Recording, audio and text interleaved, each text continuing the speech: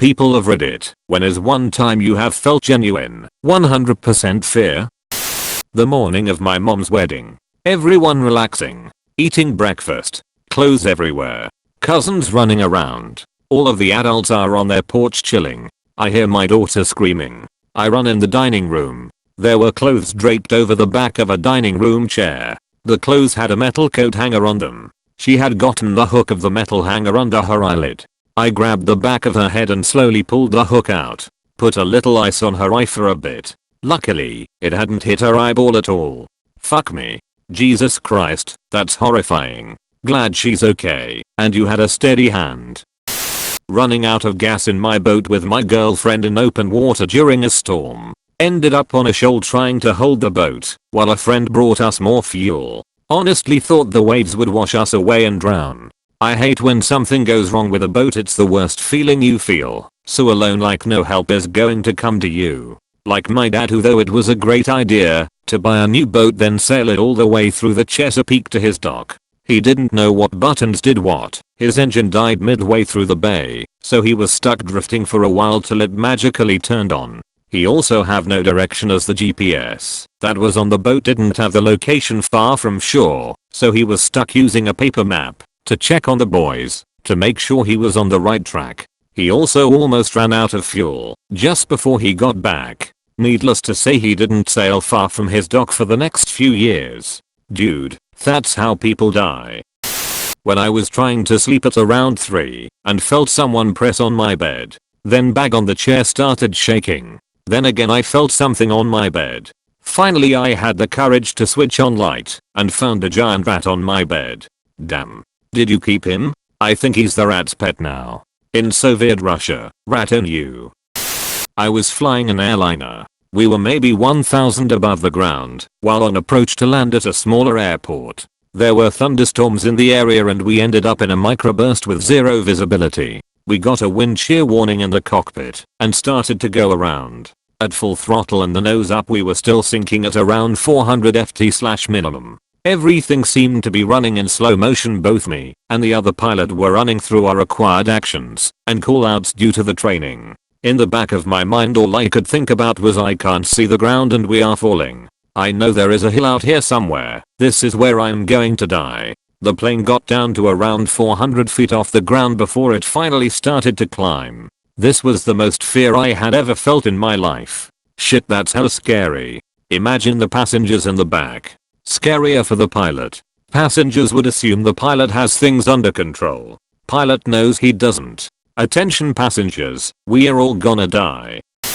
I was riding my bike home from work along a pretty busy main road. I live in the city. I got to a downhill and started to pick up pace when I noticed a brown snake, which are very deadly, lying across the bike just lane ahead of me. There was a car in the lane next to me and it was too late to stop, but I somehow managed to dodge the snake and kept riding. About 50 meters later, just as I thought I was safe, I heard a very loud hissing and felt something rush past my leg and thought the snake had somehow caught up and bitten me. It turns out my back tire burst, but in the moment I was absolutely terrified.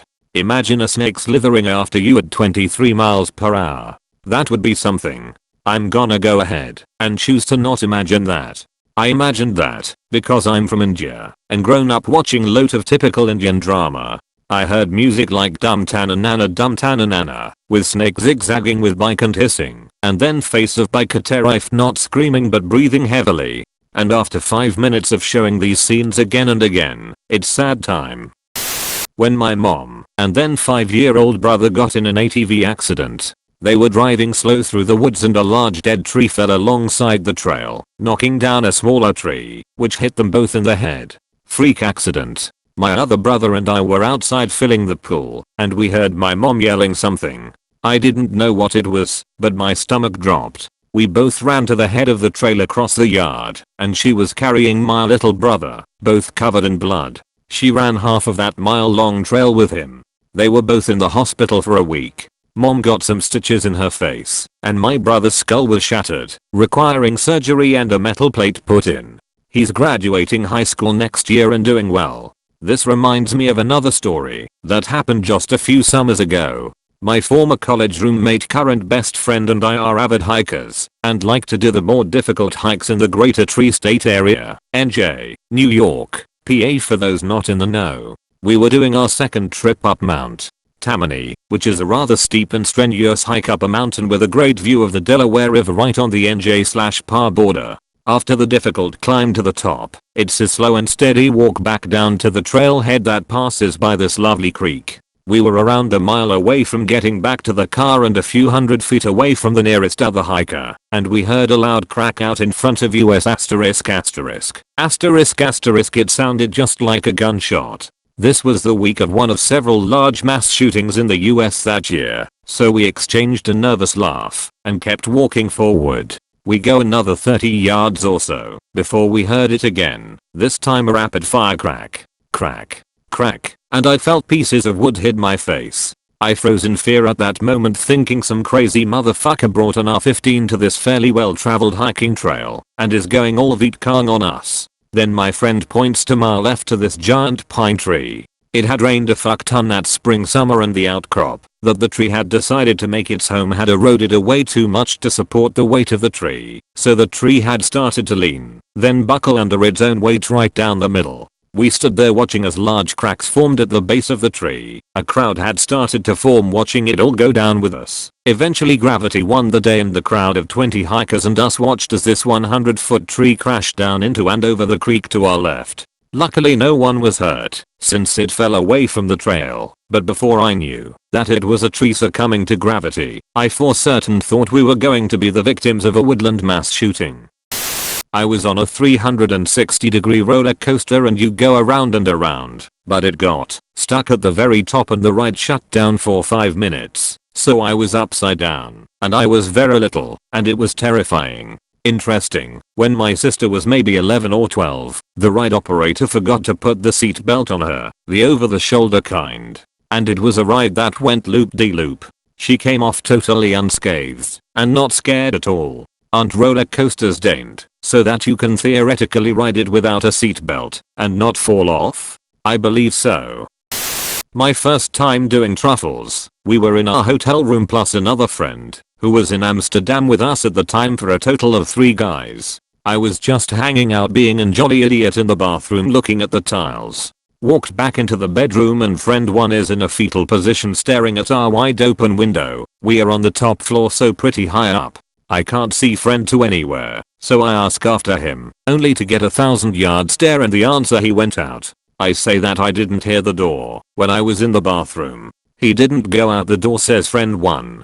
So I sidle my way over to the window and can't see anything. I'm absolutely freaking out. All the thoughts about what we are going to have tell his family, what do we do, etc etc. I sit down on the bed next to friend 1 and just felt cold. Then friend 2 just slumps out of where he was, being an idiot, curled up in the wardrobe of the room. I don't think I've ever cried in relief before that or since. Haha, backquote truffles.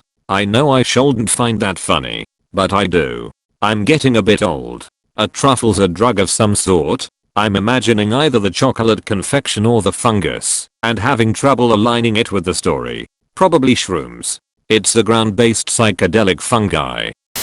I used to measure roofs for a solar company. One time I went up on a very steep roof of a 2-story house alone, and without a harness. This roof plane was too steep to walk, and the shingles were old and crumbling, so I had to crawl, so I didn't slide down towards the edge. After about an hour of crawling around, the sun began to bake the shingles, so they were too hot to touch, so I decided to bug out. As the roof was too steep to walk, the only way to the ladder was by scooting on my butt with my feet pointed towards the edge. Every time I skid toward the edge my heart exploded in fear because it was hard to stop from moving. I had to use my hands to slow myself down, and they were getting burned. All I could do was to rub my palms on my legs to transfer some of the heat, but they were being scorched. Imagine putting your hand on a hot frying pan full of grit.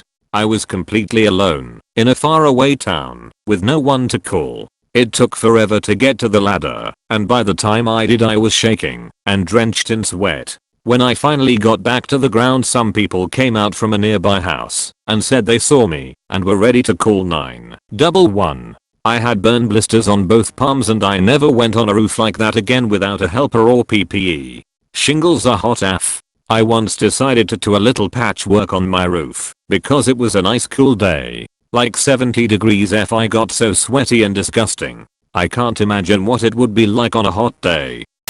When I was still a beginning driver, I basically misjudged a turn at a highway exit when it was raining. My car swiveled and turned around. Somehow I managed to get it to stop, but I ended up bumping the side railing with the back of my car, and the car turning more than 180 degrees on the road before coming to a halt. This is a very busy exit, and if someone had been right behind me, I'd have been dead.